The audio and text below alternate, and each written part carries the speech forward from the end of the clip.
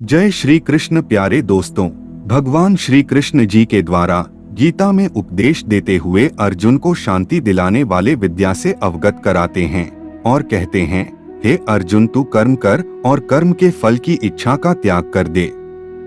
इसके अलावा अन्य दूसरे श्लोक में कहते हैं, मेरे बताए गए विभिन्न प्रकार के उपायों को करने में तू समर्थ नहीं है, तो कर्मों के फल को त्याग दे, क्योंकि ऐसा करने से तुम्हें शीघ्र ही शांति मिल जाएगी।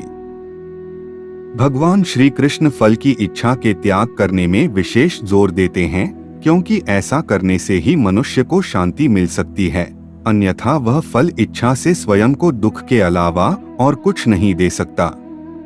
ऐसा इसलिए क्योंकि व्यक्ति चाहे कितनी भी लगन परिश्रम से कर्म क्यों ना कर ले, अंत में उसे वही फल प्राप्त होने वाला है जो उसके प्रारब्ध ने तय किया है। अर्थात एक व्यक्ति पूर्व जन्मों में अच्छे बुरे जैसे कर्म के बीज बोए थे, उसी के अनुरूप उसे स्थिति परिस्थिति प्राप्त होने वाली है। यह स्थिति अच्छी या बुरी दोनों हो सकती है, जिसे उसे भोगना ही होगा। यह प्रकृति का अटल सिद्धांत है। व्यक्ति के मन में यह बात भी आ सकती है कि मेरे द्वारा वर्तमान में किए गए कर्मों का फल मिलता ही नहीं, तो मैं कर्म क्यों करूं?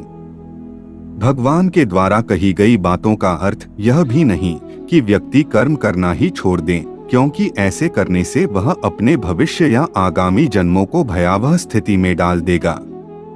ऐसा इसलिए क्योंकि हम वर्तमान में जो कर्म करते हैं वह हमारे भविष्य के जन्मों के लिए संचित होता है, अर्थात वही आगामी मनुष्य जन्मों का प्रारब्ध बनता है, और जो आज हमें मिलता है वह हमारे पूर्वकृत जन्मों के संचित कर्मों के आधार पर ही मिलता है। इसलिए व्यक्ति को कर्मों से रुचि नहीं हटाना चाहिए, बल्कि निरंतर अपने कर्तव्य कर्मों का निर्वाहन करते रहना चाहिए।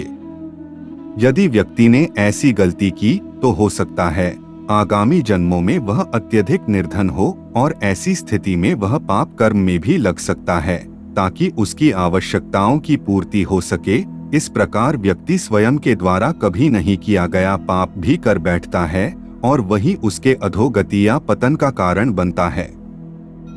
इसलिए धर्म युक्त या कर्तव्य कर्मों को निरंतर करते रहना चाहिए। ऐसा करने से मनुष्य का अंतःकरण और मन दोनों ही निर्मल होते रहते हैं और आगामी जन्मों में निर्मल अंतःकरण और शुद्ध मन से युक्त मनुष्य का जीवन प्राप्त होता है, और ऐसी स्थिति में व्यक्ति के द्वारा सत्य कर्म होते रहते हैं। इस प्रकार जन्मों के काल क्रम में मनुष्य के अंतिम जन्म में उसे परमात्म ज्ञान प्राप्त हो जाता है और वह मुक्त हो जाता है। व्यक्ति के मन में यह भी बात आ सकती है कि इस जन्म में ही मैं मुक्त क्यों ना हो जाऊं? कर्मों के इन चक्रों से बाहर निकलने का क्या कोई मार्ग नहीं है?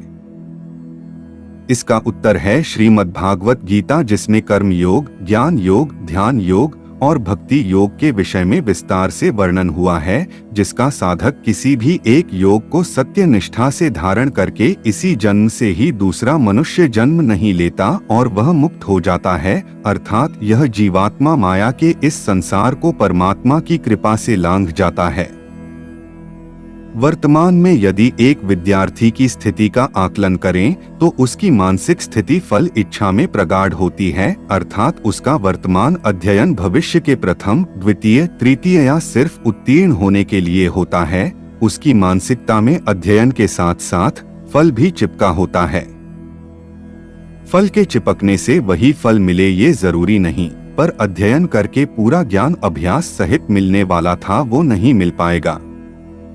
इसलिए इस मार्मिक तथ्य पर विचार करके एक विद्यार्थी को परिणाम के बजाय तन्मयता से विद्या ग्रहण करने के लिए पढ़ाई करनी चाहिए, ताकि हमें फल मिल भी जाए तो कम से कम हम उसके योग्य कहलाने लायक तो रहें। यही नियम उनके अपने अपने काम को लेके मजदूर, नौकर, व्यापारी और भी जितने अन्य लोग हैं उन सब में लागू होता है। आज के लिए बस इतना ही। जय श्री कृष्ण दोस्तों।